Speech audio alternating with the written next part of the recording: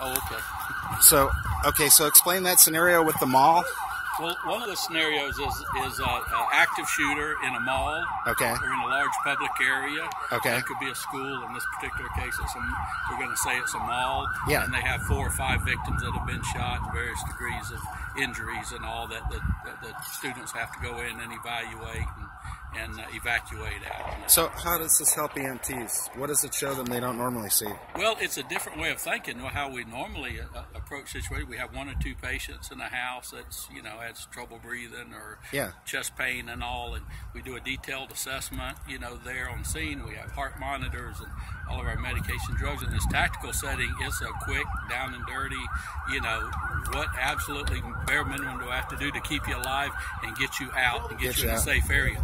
Then I can go and do all the detailed stuff once you're in a safe environment. So it's getting them in and out. Right, it's getting them in and out. So the paramedics safely too, right? Right, so it's just like with the Pulp shooting, with Parkland, down south, Aurora, California, all of those, that rather than sitting and the idea is for us to go in once the environment is relatively safe, the bad guy's been pushed out of that area in what we consider warm zone, then we can go in with law enforcement as a security element and start assessing and moving those patients out. And again, it's totally different than what we do with our normal day-to-day patients. It's a quick, down and dirty, get them with the bare minimum I need to keep you alive and get you out, and then I can go in. So it's tourniquets, it's quick stop the bleed, get the airway going, and get them out of there. So you were saying this is going to allow Bay County to teach this course? Yeah, this will allow Bay County Emergency Services, okay. Bay County EMS. We have our own training site,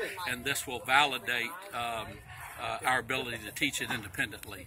And it's taught now by who? Right now, the college, Gulf Coast State College, is an independent training site, and they're able to teach the class. This will allow Bay County Emergency Services to teach the class as well. Okay. So, I guess in this day and age, it's probably good to practice this stuff. Oh, absolutely. Yeah, absolutely. Are you doing any school shooting scenarios here today? Or? Well, certainly like the mall shooting, it could be a school. I mean, be a school. You could call it whatever you wanted to. As Captain Page was said, we've trained the last several years over the summer with Bay County SO, and going in the schools and clearing the area and patients, or whether they be law enforcement officers or students and all. So we've started that several years ago. This is just a building on a much bigger overall operational plan. So I hear they're making a racket in there now. What's the scenario? We're doing a sensory overload. So the idea is it's in a dark room with strobe lights, with some heavy metal music going on, just things to get you out of your element, and you still have to assess and treat the patient while all this other stuff's going on, So concentrate on what you need to do. So maybe that could be like a nightclub or something with strobe lights, right? It could be, going on. So you're basically trying to get them in and out as quickly as possible and safely. As quick as possible. Tyndall teaches a similar class, but for their combat folks before they deploy overseas. They teach the military version, which is a lot heavier into tactics and shooting and all. We don't teach the tactical part of it, only an awareness, of what you might expect law enforcement to do. So if they didn't have this training, what would be a danger they could encounter if they just came up on something like probably this? One, as we typically would do, we would stage and we would wait until everything had calmed down and the bad guys were taken care of and handcuffed or whatever the situation is. So you lose time then? You lose time. In Aurora, Colorado, that was a big issue at the movie shootings and all. Law enforcement, they didn't have it totally secured, but they knew they had victims and they were in a relatively secure area. Yeah. And they were needing EMS and fire to come. EMS and fire has always been trained. Scene safety, it's not safe. We're not going in until it's safe. They're saying, well, it's not completely safe. But where these victims are, it's relatively safe.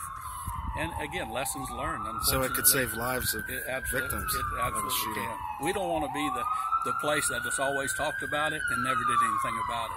Wow. So if it happens in 5 minutes or 5 years or it never happens, we want to be sure we're ready. Because to sit and talk about what happens at other places and, oh gosh, we need to do something and not do something, then, not good. So what is the next scenario after this one?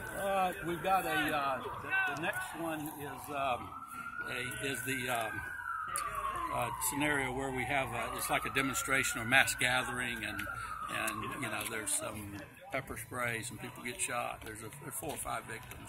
This is an outside kind of setting.